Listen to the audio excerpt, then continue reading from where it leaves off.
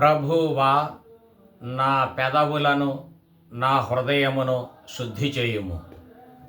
నేను నీ పవిత్ర సందేశమును ప్రజలకు వినిపింతును. పితకు పుత్రునకు పవిత్రాత్మకు స్తుతులు, ఆదిలో వలె ఇప్పుడును ఎల్లప్పుడును కలుగునుగాక. తపఃకాలపు 3వ ఆదివారము. ప్రియమిత్రులారా, ఈనాటి మొదటి పఠనం నిర్గమకాండము నుండి గ్రహింపబడినది. అధ్యాయం 17, వచనాలు 3 నుండి 7 వరకు. ఈ పఠనం రక్షణ చరిత్రలో కీలకమైన ఒక ఘట్టాన్ని వివరిస్తుంది. దేవుడు తాను విమోచించిన ప్రజలను పరీక్షకు గురి చేశాడు. ఎడారి ప్రయాణములో ఈ పరీక్ష జరిగింది. దేవుడు హెబ్రీయుల్ని ఈజిప్టు బానిసము నుండి విమోచించిన అనంతరం సీనాయి ఎడారి గుండా వారిని నడిపిస్తూ ఉన్నాడు. ఇప్పుడు వారు స్వేచ్ఛా జీవులు అయ్యారు.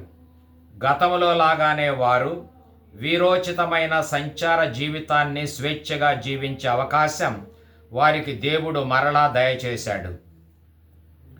వారికిని తమ పశువులకును ఆహారం లభించే ఒక స్థలము నుండి మరొక స్థలాంతరములకు వీరు ప్రయాణము చేయగల సామర్థ్యం, సాహసం, సహనం వీరికి ఉంది. ఈజిప్టులో ఉండగా వీరికి స్వాతంత్ర్యం లేదు. వారు విదేశీయ రాజు క్రింద వెట్టి చాకిరీ చేస్తూ జీవించారు. ఇట్టి ప్రజల ఈతి బాధల్ని, వారి హృదయ రోదనను ఆలకించిన ప్రభువు వారిని అద్భుతంగా విమోచించాడు. అక్కడ నుండి వచ్చిన తరువాత వీరిని ఎడారి గుండా నడిపించాడు. ఈ ఎడారి ప్రయాణములో హెబ్రీయులు నానా యాతనలు ఎదుర్కొన్నారు. మరి ముఖ్యంగా నీటి ఎద్దడి వలన వారు చాలా బాధపడ్డారు. ఆ సమయంలో దేవుడు వారిని పరీక్షకు గురి చేశాడు. ఇది వారి ఎడారి ప్రయాణములో భాగం. దారులు లేని ఆ ఎడారిలో, రాళ్ళు, రప్పలు, తుప్పలు, దెబ్బలు గల ప్రాంతములో, కరకు నేలపై, కఠిన శిలలపై వారు ప్రయాణించారు. నదులు కానీ, కాల్వలు కానీ, వాగులు కానీ ప్రవహించని ఆ ప్రదేశంలో పంటలు పండని ఎండిన నేలపై వారు తిరిగాడారు. ఆ పరిస్థితుల్లో వారి ఆకలి దప్పులు తీర్చగలిగిన వాడు వారి విమోచకుడు దేవుడు మాత్రమే. కనుక వారు ఆయన మీదే పూర్తి ఆశలు నిలుపుకొని బ్రతకాలి. కానీ హెబ్రీయులు దేవుని మీద నమ్మకానికి బదులుగా అపనమ్మకాన్ని ప్రదర్శించారు. అందుచేత వారు దేవునికి వ్యతిరేకంగాను, దేవుని చేత ఎన్నుకొనబడిన నాయకుడును, వారి మధ్యవర్తియును అయిన మోషేకు వ్యతిరేకంగాను గొణిగారు. ప్రజలు మోషే మీద నేరము మోపారు. వారు అతనితో, మమ్ములను, మా పిల్లలను, మా పశువులను దాహముతో చంపటానికే ఈజిప్టు దేశము నుండి తోడుకొని వచ్చావా అని మోషేను నిందించారు. ఆగ్రహావేశాలతో నిప్పులు కక్కుతూ ప్రశ్నించారు. నిర్గమకాండం 17:3. మోషేతో బాగా జగడమాడారు. ఈ బాధాకరమైన విషయాన్ని మోషే దేవుని దృష్టికి తీసుకొని వచ్చాడు. ఈ ప్రజలు నా మీద మండిపడుతున్నారు, నేను వీరితో వేగలేకపోతున్నాను. ఇంకా కొంతసేపు ఆలస్యమైతే వారి దాహం తీర్చలేకపోతే వారంతా ఏకమై నన్ను రాళ్లతో కొట్టి చంపుతారు అని మోషే దేవుని సమక్షములో మొరపెట్టుకొన్నాడు. నిర్గమకాండం 17:4. ప్రజలు ఈ విధంగా తిరుగుబాటు చేస్తున్నారని వినగానే ప్రభువునకు కూడా కోపం రావాలి. నేను ఇన్ని అద్భుతాలు చేసి రక్షించినా సరే ఈ ప్రజలకు నా మీద విశ్వాసం లేకుండా పోయింది. వీరంతా విశ్వాసఘాతకులు అని దేవుడు అనుకోవాలి. ఆ ప్రజలను దండించాలి. కానీ దేవుడు అట్టి ఆగ్రహావేశాన్నేమీ కనబరచలేదు. ఆయన మోషేకు ఒక చక్కని పరిష్కారం సూచించాడు. దేవుడు మోషేతో, నీవు నీతో పాటు ఇశ్రాయేలు పెద్దలను కొంతమందిని వెంటబెట్టుకొని వెళ్ళు.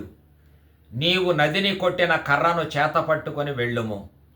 ప్రజల కంటెను ముందుగా హోరేబు కొండ వద్దకు చేరుకొనుము. నేను నీకంటెనూ ముందుగానే ఆ కొండ రాతి మీద నిలచి ఉందును. నీవు నీ చేతికర్రతో ఆ రాతిని కొట్టుము. దాని నుండి నీరు ప్రవహించును.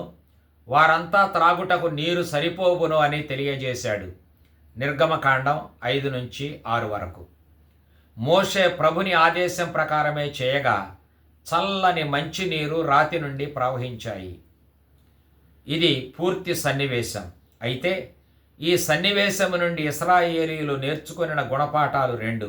ఒకటి, ఎడారి ప్రయాణములో దేవుడు ఇశ్రాయేలీయుల విశ్వాసాన్ని పరీక్షించాడు. ఆయన అండదండలు లేకుంటే వారు ఎడారిలోనే ప్రాణాలు వదిలివేసేవారే.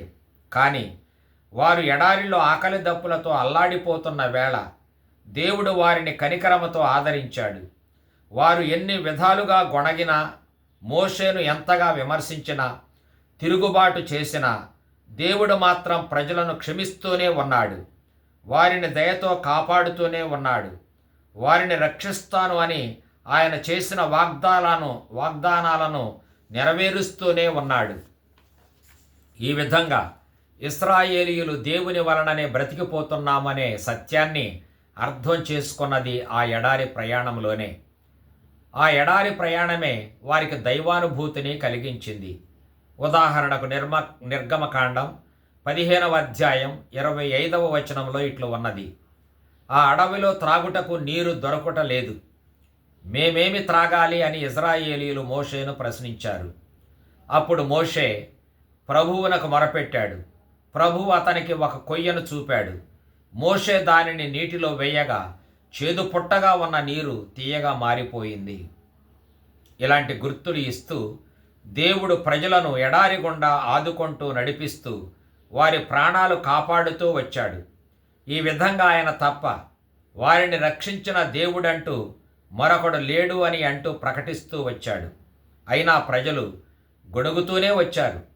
ఇశ్రాయేలీయులు సీను అరణ్యమునకు చేరుకొన్నారు.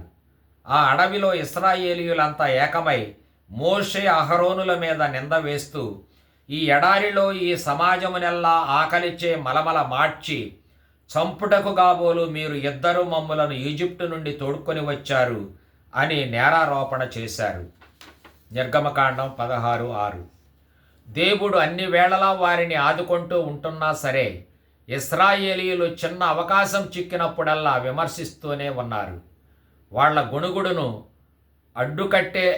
గొణుగుడుకు అడ్డుకట్టే లేకుండా పోయింది. మొట్టమొదట ఇది బాల్సెఫోను వద్ద ప్రారంభమయ్యింది. నిర్గమకాండం 14:11. ఇది మార అనగా చేదు అనే ప్రదేశమునకు చేరిన తరువాత కొనసాగింది. నిర్గమకాండం 15:22. అది సీను అరణ్యంలో పరాకాష్ఠకు చేరుకొన్నది. ఈజిప్టులో మాకు మాంసము పుష్కలంగా లభిస్తూ ఉండేది. అది పోగొట్టుకొని ఈ ఎండిన ఎడారికి రావటం చావు కొరకే కదా అని ఇశ్రాయేలీయులు పలికారు. నిర్గమకాండం 16:3. అయినా ప్రభువు వారిని కనికరిస్తూ వారి కొరకు స్వర్గము నుండి మన్నాను కురిపించాడు. నిర్గమకాండం 16వ అధ్యాయం. అయినా దేవుని ఎడల వారి విశ్వాసం సన్నగిల్లిపోయింది.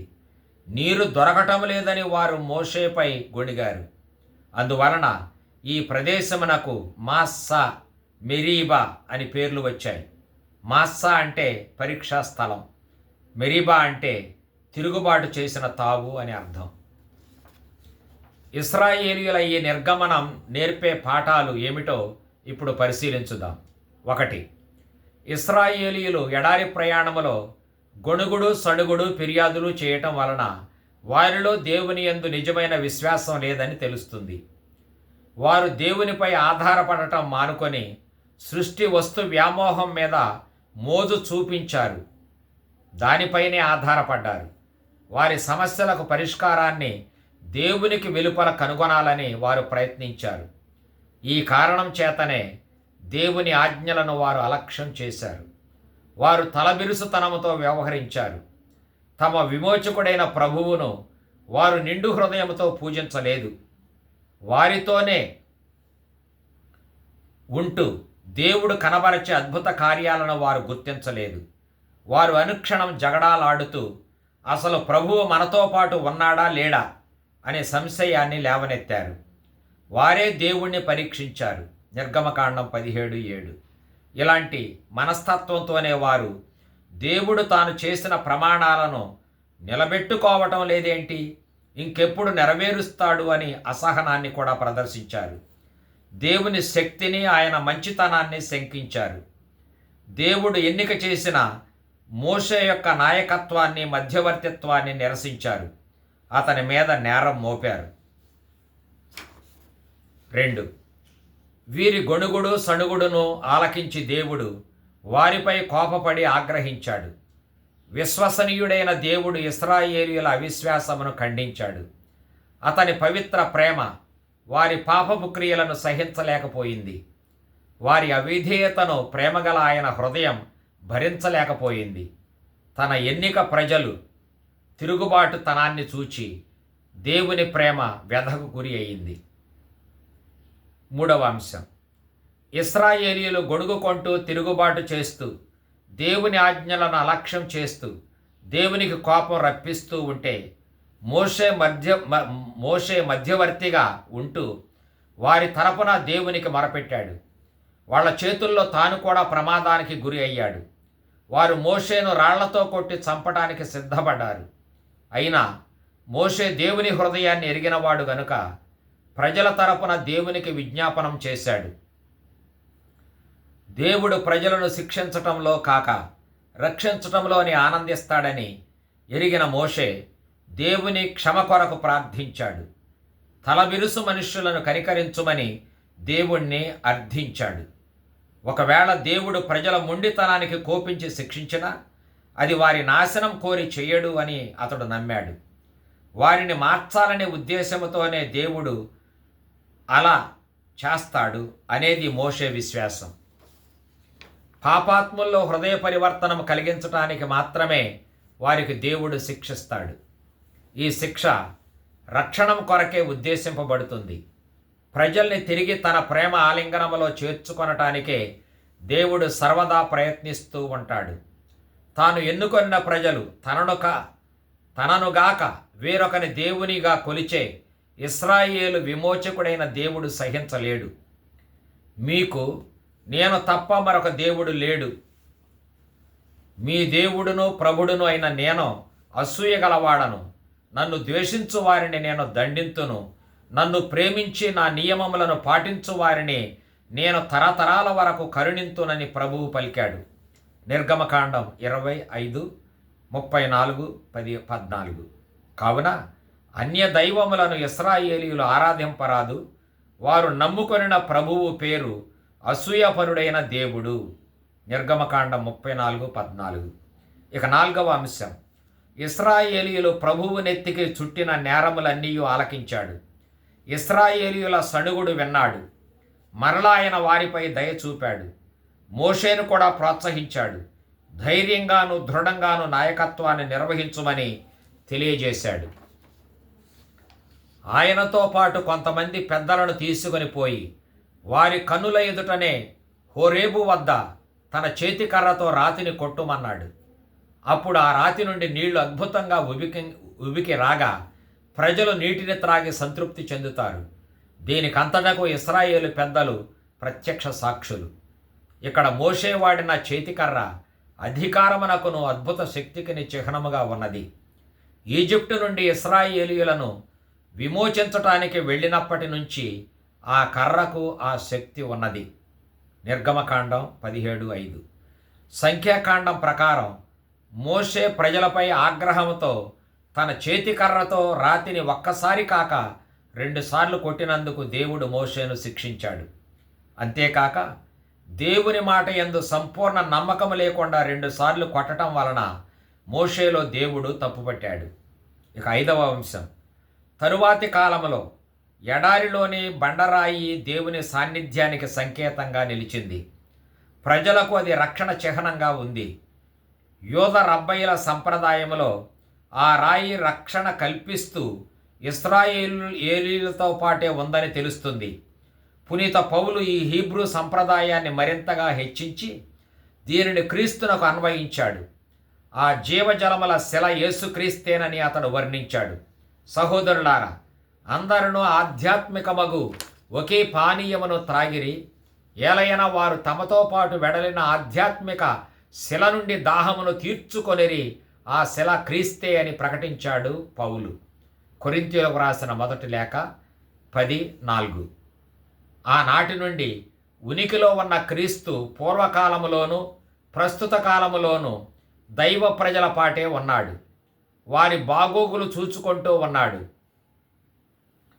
నేటి సువార్త గ్రంథ పఠనములో యోహాను 4వ అధ్యాయం క్రీస్తు సమరయ స్త్రీతో సంభాషిస్తూ తనను తాను జీవజలముతో పోల్చుకొన్నాడు.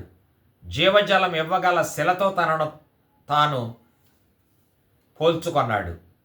ఆ యోహాను సువార్తకారుడే పర్ణశాలల పండుగ చివరి దినమున నిర్వహించు మహాప్రదక్షిణ సందర్భంగా సిలోయము కోనేటి నుండి మోసికొని పోవు జలములతో క్రీస్తును పోల్చాడు. ఆ సమయంలో యేసు నిలచి బిగ్గరగా, దప్పిక గొనువాడు నా యొద్దకు వచ్చి తన దప్పికను తీర్చుకొనుగాక. లేఖనములలో చెప్పబడినట్లు నన్ను విశ్వసించువాని అంతరంగము నుండి జీవజల నదులు ప్రవహించునని చెప్పాడు. యోహాను 7:37. ఈ వచనములో ఉదాహరించిన జీవజలం క్రీస్తే అనే అంశాన్ని సువార్తకారుడు వెల్లడించాడు. క్రీస్తు శిలువపై మరణించిన అనంతరం బళ్ళెముతో తెరువబడిన ఆయన హృదయము నుండి జాలువారిన రక్తమును నీటిని ఉదాహరిస్తూ క్రీస్తు ద్వారా లభించు నూతన జీవితానికి సంకేతమని కొంతమంది వ్యాఖ్యాతలు వెల్లడించారు. యోహాను 19:34. ఈ నిర్గమన కాలపు పాఠాలను కూడా మనం నేర్చుకోవాలి.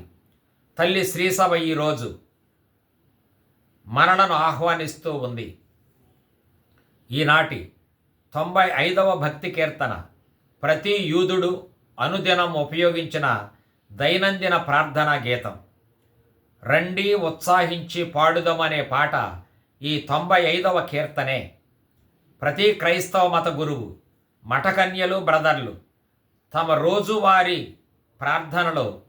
ప్రార్థనను ఈ గీతముతోనే ప్రారంభిస్తారు. ఈ కీర్తన ప్రవచనాత్మక కీర్తనల వర్గానికి చెందినది.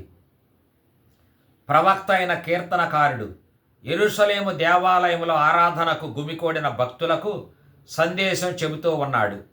సృష్టికర్త, నిబంధనాకారుడు అయిన దేవునికి విధేయులు కావాలని వారిని హెచ్చరిస్తూ ఉన్నాడు. పూర్వం ఈజిప్టు నుండి వెడలి వచ్చిన ఎడారిలో ప్రయాణం చేసిన పితరులు దేవుని ఆజ్ఞ మీరినందున వాగ్దత్త భూమిని చేరుకోలేకపోయారు. ఆ ఎడారిలోనే కన్నుమూశారు. అది వాళ్ళు అనుభవించిన శిక్ష. కనుక మీరు దేవునికి లొంగి అతని ఆజ్ఞలను పాటించండి, బ్రతికిపోతారు, లేకపోతే చెడతారు అని అతడు భక్త బృందాన్ని హెచ్చరిస్తూ ఉన్నాడు. మెరీబా చెంత మీ పితరుల వలె, నాడు ఎడారిలో మస్సా చెంత మీ పితరుల వలె మీరును హృదయమును కఠినము చేసుకొనవలదు అని ప్రవక్త ప్రభువు మాటలో చెప్పుతున్నాడు. కీర్తన 95:8వ చరణం. ఇశ్రాయేలీయులు ఎడారిలో ప్రయాణం చేస్తూ మస్సా మెరీబా అనే తావుకు వచ్చారు. అక్కడ నీళ్లు దొరకలేదు. అప్పుడు ప్రజలు మోషే మీద తిరగబడ్డారు. మోషే మీద తిరగబడటం అంటే దేవుని మీద తిరగబడటమే. అయినా దేవుడు వాళ్లను కనికరించాడు. అద్భుతంగా రాతి బండ నుండి నీళ్లు ప్రవహింపచేశాడు. తరువాత మోషే ఆ ప్రజలను మందలించాడు.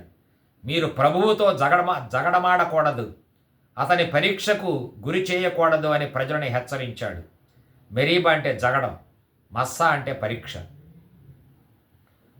ఆ పితరుల్లాగానే నేడు మీరు కూడా దుష్టబుద్ధితో దేవుని ఆజ్ఞలను మీరవద్దు అని కీర్తనకారుడు భక్తులను దేవుని పేరు మీదుగా హెచ్చరిస్తూ ఉన్నాడు.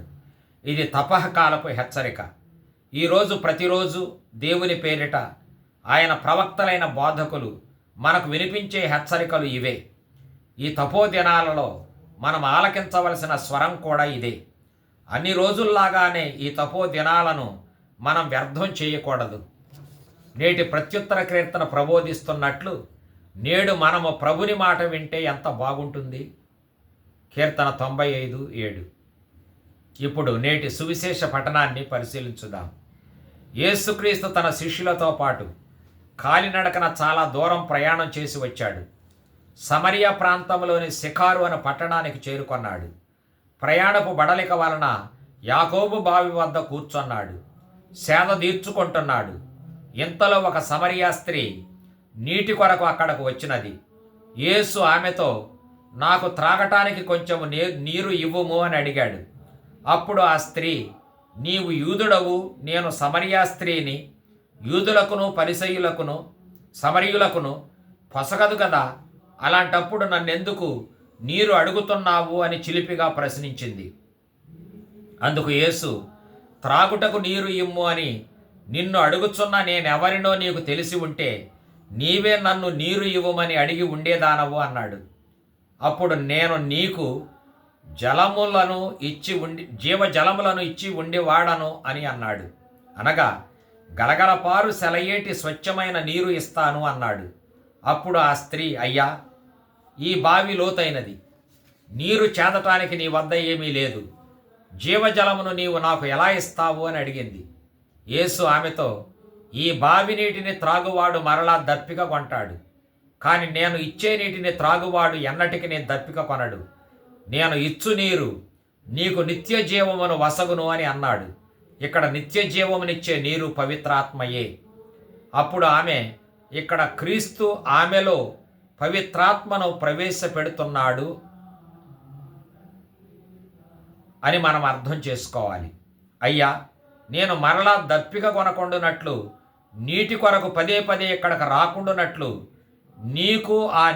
నాకు ఆ నీటిని ఇమ్ము అని ఆసక్తితో అడిగింది సమరయ స్త్రీ.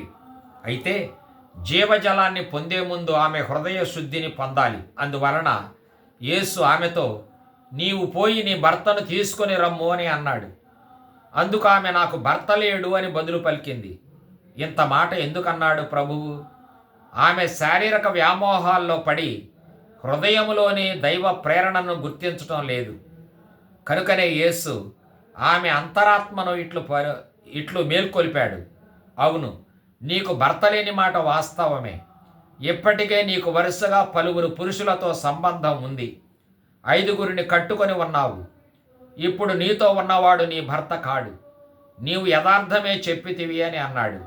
ఆ మాటలు వినగానే ఆ సమరయ స్త్రీ ఒకవైపు కలవరపడింది, మరొక వైపు తన అంతరంగాన్ని కూడా గ్రహించగలిగిన ఆయనను గూర్చి విస్తుపోయింది. ఆమె గుట్టును రట్టు చేసిన ఆయన దివ్య శక్తిని, ఆయన ఆధ్యాత్మికాన్ని ఆ స్త్రీ చవిచూచింది. నేను ఒక్క మాట కూడా చెప్పకుండానే నా జీవిత రహస్యాన్ని గ్రహించగలిగిన నీవు సామాన్యుడవు కాదు, దైవభక్తుడవు అని నమ్మింది. అయ్యా, నీవు ప్రవక్తవని దేవుడు పంపగా వచ్చిన ప్రతినిధివని నాకు తెలుస్తుంది అని తెలిపింది. ప్రవక్త అంటే దేవుని సందేశమును ఉన్నది ఉన్నట్లుగా వినిపించేవాడు. దైవ ప్రతినిధి గనుక ఆ సమరయ స్త్రీ దైవభక్తిని గూర్చి తనకు ఉన్న సంశయాన్ని కూడా వెల్లడించి నివృత్తి చేసుకొన్నది.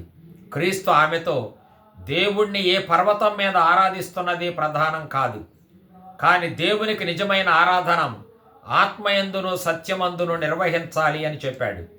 సమరయ స్త్రీకి యేసు పట్ల మరింత నమ్మకం కుదిరింది. అప్పుడు ఆమె, క్రీస్తు అనబడు మెస్సియ రానున్నాడని నేను ఎరుగుదును, ఆయన వచ్చినప్పుడు మాకు అన్ని విషయములు తెలియజేయును అని పలికినది. నీతో మాట్లాడుచున్న నేనే ఆయనను అని యేసు తానెవరో అన్న విషయాన్ని ఆమెకు వెల్లడించాడు. ఈ మాట వినగానే ఆ స్త్రీ ఖాళీ కడవను అక్కడే వదిలిపెట్టి, ఒక మనుష్యుడు నేను చేసినవి అన్నీయును చెప్పాడు, ఆయన క్రీస్తు ఏమో అని ఊరందరికీ చాటింపు వేసినట్లు తెలియజేసి వచ్చింది. అప్పుడు వారంతా పట్టణము నుండి బయలుదేరి యేసుక్రీస్తు వద్దకు వచ్చారు. ఆయనను చూచి ఆయన బోధలు ఆలకించి అనేకులు ఆయనను విశ్వసించారు. విశ్వసించడమే కాదు, వారు ఆయనను 2 రోజులు తమతో ఉండిపోయి వారి జీవితాలను మార్చుమని కోరగా ఆయన అక్కడే వారితో పాటు ఉండిపోయాడు. అందువలన వారంతా స్వయంగా ఆయనను చూచి ఆయన సందేశమును విన్నారు, ఆయనను విశ్వసించి ఆయనకు శిష్యులయ్యారు. ఇది వారికి కలిగిన దైవానుభూతి, లభించిన రక్షణ. ఇక్కడ మనం సమరయ స్త్రీని గూర్చి 2-3 విషయాలు చెప్పుకొనక తప్పదు. తొలుత ఆ స్త్రీ యేసును ఒక సామాన్య యూదునిగా భావించి నాటి సమాజంలో ఉన్న వర్గ విభేదాల వలన ఆయనతో కొంటితనంగా మాట్లాడింది. ఆయనను నీవు యూదుడవు అని సంబోధించింది. ఆ తరువాత శాశ్వతంగా దప్పికను తీర్చే జీవజలాలను ఇస్తాను అంటే ఆయనను గౌరవంగా అయ్యా అని సంబోధించింది. ఆ పిమ్మట క్రీస్తు ఆమె అంతరంగాన్ని బట్టబయలు చేసేసరికి ఆయనను ప్రవక్తగా గుర్తించింది. ఆ పిమ్మట దేవుని గూర్చిన విషయాలు వివరిస్తూ దేవునికి నిజమైన ఆరాధన కొండల మీద గోపురాల మీద కాక మనిషి పవిత్రాత్మయందును దేవుని గూర్చిన సత్యమును తెలియజేసే క్రీస్తు ద్వారాను ఆరాధించాలని చెప్పగానే ఆమె ఆ సువార్తను మిగిలిన సమరయులందరికీ చేరవేసింది. ఆమె ఒక వేద బోధకురాలుగా మారిపోయింది. 10గురికి క్రీస్తును గూర్చి సాక్ష్యం చెప్పి వారందరినీ క్రీస్తు చెంతకు చేర్చింది. ఒకనాటి వేశ్య ఈనాడు క్రీస్తు శిష్యురాలు, సువార్త సేవకురాలు అయ్యింది. ఇప్పటి వరకు యూదులతో మాకు సంబంధం లేదని వాదించిన ఆమె ఇప్పుడు యూదుడుగా వచ్చిన నీవే అన్ని జాతుల వారికి మెస్సియావు, దేవుడు అభిషేకించి మా రక్షణ కొరకు పంపబడిన క్రీస్తువవు అని బాహాటంగా చాటి చెప్పింది. కనుక ఈ తపఃకాలములో మనమంతా ఇలాంటి అనుభూతినే పొందాలి. దేవుని వాక్యాన్ని శ్రద్ధగా ఆలకించి మన అంతరాత్మలను మనం పరిశోధించుకోవాలి. మన అంతరంగాలను ఎరిగిన ప్రభువు సహాయముతో మన దోషాలను ఆయన వద్ద అంగీకరించాలి. అప్పుడు ఆయన మన హృదయాలను శుద్ధి చేస్తాడు. మనలను రక్షించి ఆయన ప్రేషిత సేవకు మనలను కూడా వాడుకుంటాడు. క్రీస్తు ప్రభువు ఎంతటి పాపినైనా క్షమించి రక్షిస్తాడు అనే మాటలకు భావం ఇదే. నేటి 2వ పట్టణంలో పౌలు గారు దేవునికి మన మీద ఉన్న ప్రేమను గురించి తలంచుకొని ముగ్ధుడైపోయాడు. రోమీలకు రాసిన లేఖ 5వ అధ్యాయం 6 నుంచి 8 వరకు. సర్వసాధారణంగా మానవ ప్రేమలో ఒక మనిషి మరొక మనిషి కొరకు ప్రాణమును పరిత్యజింపలేడు. ఒకవేళ ఒక స్నేహితుడు మరొక స్నేహితుని కొరకు తన ప్రాణాన్ని అర్పించడానికి సిద్ధపడవచ్చును. కానీ అది కూడా 100కి 1,000కి ఎవరో ఒకరు ఉంటారు. అంతేగాని మానవులు ఎవరు కూడా తమ శత్రువుల కొరకు ప్రాణత్యాగం చేయరు. కానీ దేవుని ప్రేమ ప్రమాణం మానవ ప్రేమ ప్రమాణానికి అతీతంగా ఉంటుంది, భిన్నంగా ఉంటుంది. ప్రేమమయుడైన దేవుని నిర్ణయాలు భిన్నంగా ఉంటాయి. మన రక్షణ కొరకు దేవుడు చెల్లించిన ప్రేమ మూల్యం ఎంత అమూల్యమైందంటే తన స్వంత కుమారుణ్ణే మన కొరకు బలిగా సమర్పించాడు. పౌలు కొరింథీయులకు రాసిన మొదటి లేఖలో ఆయన వెల చెల్లించి మిమ్ములను కొనెను, కావున మీ దేహములతో దేవుని మహిమపరపుడు అని అన్నాడు. కొరింథీయులకు రాసిన మొదటి లేఖ 6:20. క్రీస్తు తన స్నేహితుని కొరకు మరణించలేదు, కానీ దైవభీతి లేని దుష్ట మానవుల కొరకు, బలహీన స్వభావుల సముద్ధరణ కొరకు తన ప్రాణాన్ని అర్పించాడు. మనము బలహీనులుగా ఉన్నప్పుడే నిర్ణీతకాలమైన దుష్టుల కొరకై క్రీస్తు మరణించను, ఇది దైవిక ప్రేమ అని పౌలు వ్రాశాడు. మనము పాపాత్ములమై ఉన్నప్పుడే క్రీస్తు మన కొరకు మరణించను కదా. ఈ మాటల వెనుక హృదయపూర్వక కృతజ్ఞతాభావం పౌలు గారిలో దాగి ఉన్నది. కనుక పాపాత్ముల కొరకు ప్రేమతో మన మధ్యకు వచ్చి ప్రాణత్యాగం చేస్తున్న క్రీస్తు ఎడల కృతజ్ఞత చూపాలి, అనగా హృదయ పరివర్తనం చెందాలి. ప్రభువు ప్రవహింపజేసే జీవజలాలను త్రాగాలి, అనగా పవిత్రాత్మ ప్రేరణకు మనస్సునిచ్చి బ్రతకాలి. కనుక ఈనాటి మాట ఇది: ఆత్మ ద్వారా ఉత్థాన క్రీస్తు ద్వారా తండ్రిని ఆరాధించుము, అట్టి ఆరాధనలను తండ్రి ఆదరించును. మా సందేశమును భయభక్తులతో ఆలకించి ఈ తపస్సు దినాలలో దేవునికి మరింత దగ్గరైన మా వీక్షకులను ప్రేక్షకులను నేను మనసారా దీవిస్తున్నాను. సర్వశక్తిగల సర్వేశ్వరుడు పిత పుత్ర పవిత్రాత్మ మిమ్ము కాచి కాపాడునుగాక. ఆమేన్.